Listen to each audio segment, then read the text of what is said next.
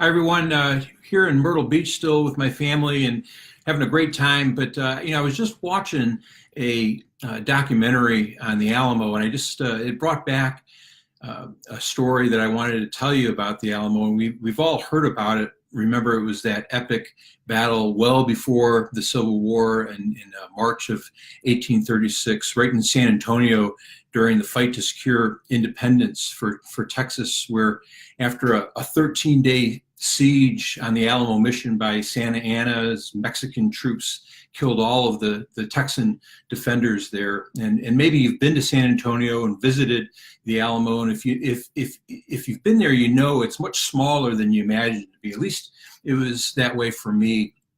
And if you've heard about the battle, usually it's about the death of Davy Crockett, the Alamo's most famous leader that you remember. But there's another leader who fought and died there who I'd like to talk to you about today. His loss was just as significant as Davy Crockett's, but we really don't hear about him much anymore. He was the co-commander of the Alamo along with William Travis, and his name was Jim Bowie. Of course, you've probably heard about the knife that Jim Bowie carried around that's still famous today. It's still called the Bowie knife. It had become famous for Bowie's use of it at a duel. It was really more of a very violent free-for-all right there on I think the Louisiana-Mississippi border, where he literally brought a knife to a gunfight. And it didn't work out so well for Jim Bowie that day. He was severely wounded, but the point is that he was a fighter, and he never ever backed down from a fight, as demonstrated on countless occasions and countless different fights. But anyway, about the Battle of the Alamo, we all know how it turned out. It was a terrible defeat for the Texians, and after the smoke settled over the Alamo, there were some survivors there. There was a child who recounted that he actually saw Bowie there, and even though he was sick with fever, he fought on until he was wounded and had to be carried out onto a cot in one of the rooms on the north side of the church. And I remember being in that room and recalling the story of what happened there.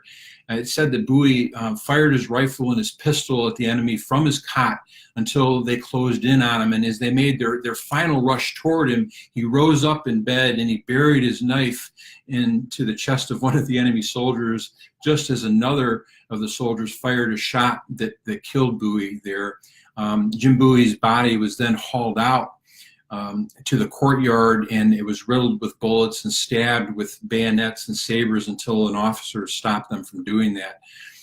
Sam Houston, who ultimately became governor of Texas, learned days later about the fall of the Alamo, and he saw the killing of his troops there that day on March 6, 1836 as nothing less than murder.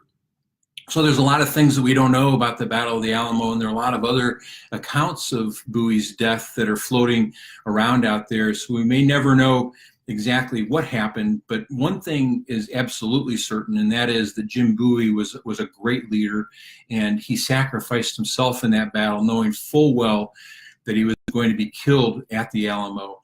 But several days later, Jim Bowie's mother, Elve Jones Bowie, was informed that her son had been killed, and those who were there reported that she received the news very calmly. She looked down and she said simply that, "I'd wager no wounds were found in his back." So there it is, folks, quite possibly the best mom quote ever from the mother of Jim Bowie.